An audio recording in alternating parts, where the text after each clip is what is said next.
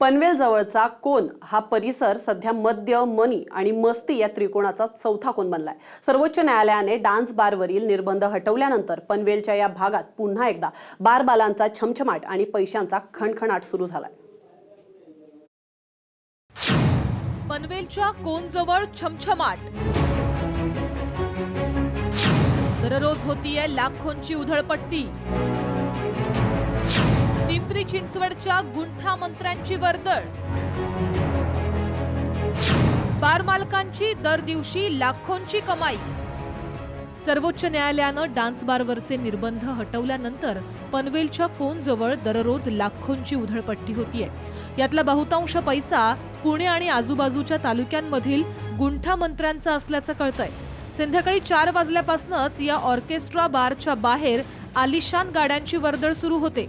इथं उभ्या असलेल्या दर 10 गाड्यांमागे 7 गाड्यांचे नंबर सुरू होतात MH14 किंवा MH12 न। हे पिंपरी चिंचवड आणि पुणे RTOचे नंबर आहेत।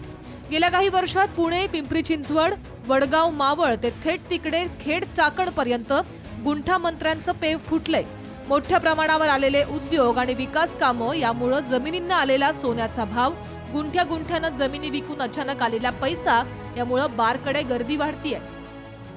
नवी पिढी, तरुण पिढी बर्बाद होऊ शकते, पण मला खात्री आहे की महाराष्ट्र सरकार हे होऊ देणार नाही आणि आवश्यक तो सक्त कायदा आणून हे डान्स बार सुरूच होऊ शकणार नाहीत। आणि या उलट ऑर्केस्ट्राच्या नावाखाली जर काही ठिकाणी डान्स बार सुरू असतील तर ते बंद करण्याच्या दृष्टिकोनातून, कडक कारवाई करण्याच्या दृष्टिकोनातून सरकार पावलं उचलेल याची मला खात्री आहे।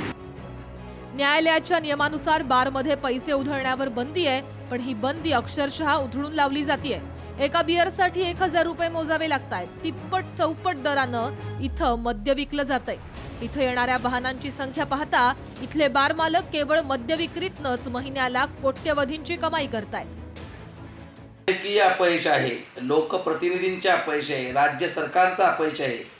त्याही पेक्षा डान्स बार ज्यांच्या मालकीचे आहेत ते शेतकरी कामगार पक्षाचे पदाधिकारी आहेत। डान्स बार जे चालवतात ते भारतीय जनता पार्टीचे पदाधिकारी आहेत। याचाच अर्थ समाजाच्या विरोधात हे दोन्ही पक्ष आहेत। या दोन्ही पक्षांच्या नेत्यांचे दाखवायचे दात वेगळे आहेत आणि खाण्याचे दात वेगळे आहेत।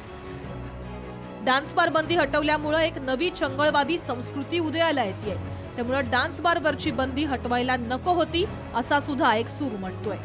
दीपक घरतसह विकास मिरगणे, साम TV, पनवेल।